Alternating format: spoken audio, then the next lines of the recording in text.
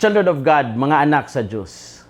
Sa panahon sa medieval era, daghang mga batanon nga mga lalaki ug mga babae gikan sa mga adunahan nga pamilya ang nihimo og talagsaon kaayo nga desisyon. Ang uban kanila mibiya sa ilang katungod. Give up ang ilang katungod sa kayamanan sa ilang mga pamilya aron makaapil sa mga crusades. Ang mga crusades labing nailhan sa sunod-sunod ng mga religious ug political wars.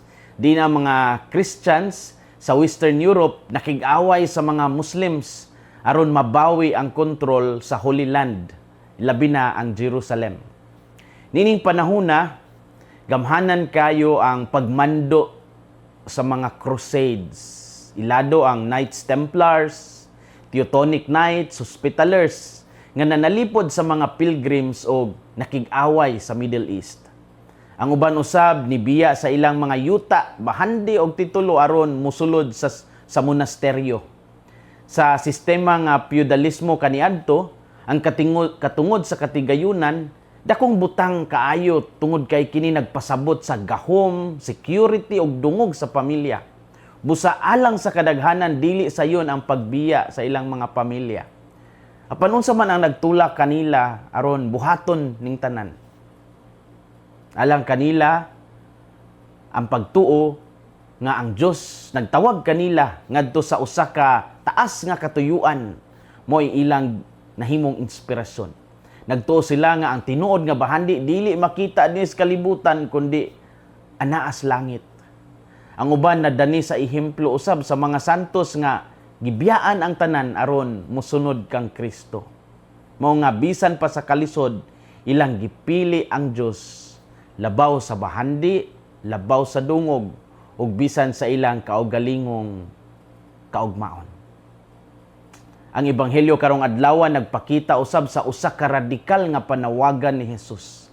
Ang pagsunod kaniya dili lang usa ka add-on o dugang sa atong kinabuhi. Usahay nagkinahanglan usab kini og pagbutang kang Kristo sa sentro labaw pa sa tanang butang. Unsa may makutlo nato karong adlaw? Unang punto, ang pagsunod kang Kristo nagpasabot nga siya maoy labaw diha sa atong kinabuhi. Mingon si Jesus nga ang naghigugma sa amahan o inahan labaw kaniya dili takos kaniya. Wala ni nagpasabot nga atong biyaan o dili nato higugmaon ang atong pamilya. Sa pagkatinuod, ang ebanghelyo nagtudlo nato sa pagrespeto o paghigugma sa atong mga ginikanan. Apan ang punto ni Jesus mao nga ang Dios mao'y dapat sentro sa tanan nato nga relasyon. Mingon si Jesus, whoever loves father or mother more than me is not worthy of me. Matthew 10:37. Sa binisaya nga hubad, ang naghigugma sa iyang amahan o inahan, labaw pa kanako, dili takos kanako. Ang gugma ngadto sa Dios dili makapakunhod sa atong gugma sa pamilya. Hinuon, kini makapalig-on ug makapaputli sa atong gugma alang kanila. Kung ang Diyos mao'y una, mas makahigugma kita sa uban sa hustong paagi. Usahay adunay mga desisyon nga lisod himuon tungod kay adunay pagsupak gikan sa pamilya o mga higala. Adunay mga batanon nga gitawag sa pagkapari o pagkarelihiyoso apan mahadlok tungod sa opinyon sa uban. Adunay mga tao nga gusto na og yun unta mobalik sa simbahan apan nabalaka kung unsay isulti sa ilang mga kaubanan o mga kasilinganan. Ang ebanghelyo nag-awhag kanato sa pagbaton og kaisog sa pagpili kan Kristo bisan kun dili kini popular. Ang pagsunod kang Kristo nagpasabot nga siya maoy labaw diha sa atong kinabuhi. Ikaduhang punto, ang tinuod nga kinabuhi makaplagan diha sa paghatag sa kaugalingon. Mingon si Jesus nga ang musulay sa pagluwas sa iyang kinabuhi mawad-an niini. Apan ang mawad-an sa iyang kinabuhi tungod kaniya makakaplag niini. Usa kini ka paradox no sa ebanghelyo. Ang kalibutan nagtudlo nga kupti gyud ang tanan alang sa imong kaugalingon. Apan si Jesus nagtudlo nga ang kinabuhi mahimong puno sa kahulugan kung kini ihatag alang sa Dios ug sa uban. Ang pagdala sa krus, pagpasa nato sa krus, dili pagdawat lamang sa kasakit. Kini mao ang adlaw-adlaw nga pagpili sa gugma sa pag-alagad ug pagkamatinud-anon bisan kun adunay sakripisyo. Makita nato ni sa mga ginikanan nga nagtrabaho pag-ayo alang sa ilang mga anak. Makita nato kini sa mga pari, sa mga madre ug mga laiko nga naghalad sa ilang panahon alang sa simbahan.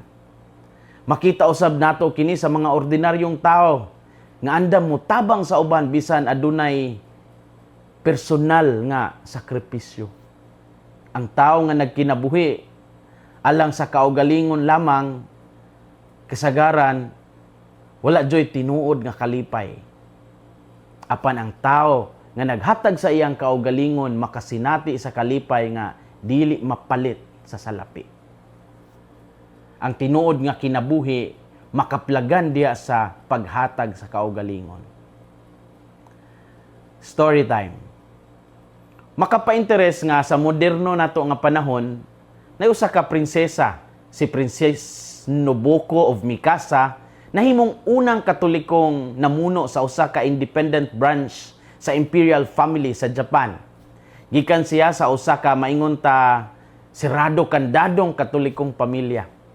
Gani siya nakahuman sa iyang primary ug secondary education sa Sacred Heart School sa Tokyo. Usa gyud ka prestigious Roman Catholic institution.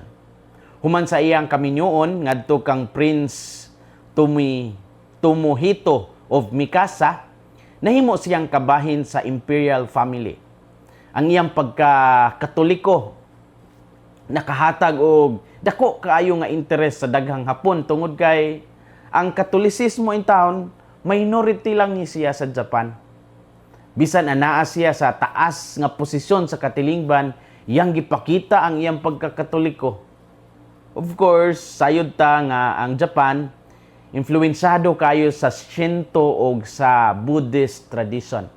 Apan si Princess Nobuko of Mikasa, wala jud napugni sa tradisyon o sa kahadlok sa opinyon sa uban. Hinuon iyang gisunod ang iyang konsensya ug ang tawag sa Dios. Wala siya mibalhin ngadto sa Shinto o baka magpa-convert sa pagka-Buddhist. Catholic forever. Ang iyang istorya nagpahinomdom kanato nga ang pagtuo usahay nagkinahanglan og kaisog. Sama sa gisulti ni Jesus, adunay mga higayon nga kinahanglan natong pilion ang Ginoo labaw sa ubang butang sa kinabuhi. Children of God, mga anak sa Dios. Karong adlaw gitawag kita ni Jesus sa pagbutang kaniya sa sentro sa atong kinabuhi. Pangutan-on nato ang atong kaugalingon kung unsa ang atong giuna labaw sa Ginoo. Giuna ba nato ang dungog? Giuna ba nato ang salapi? Giuna ba nato ang kahadlok sa opinyon sa uban? Ang Ginoo nag-awhag kanato karon sa pagsalig kaniya sa hingpit. Dili ta mahadlok sa paghalad sa atong kaugalingon alang sa Dios. Ang matag sakripisyo nga gihimo tungod sa gugma dili jud mausik. Ang Ginoo nakakita sa tanan natong mga paningkamot. Ug sa katapusan, makaplaga nato nga ang kinabuhi nga gihalad kang Kristo mao gayud ang tinuod nga kinabuhing mabulokon. Hinaot nga ang kasing-kasing ni Kristo maghari sa atong mga kasing-kasing. Kini si Father Felmar Castrodes, Fiel SVD, ang inyong magsisibya sa maayong balita. Gikan dinhi sa Radio Veritas Asia. Hinumdumi ang kinabuhing Kristiyano, kinabuhi sa pagserbisyo.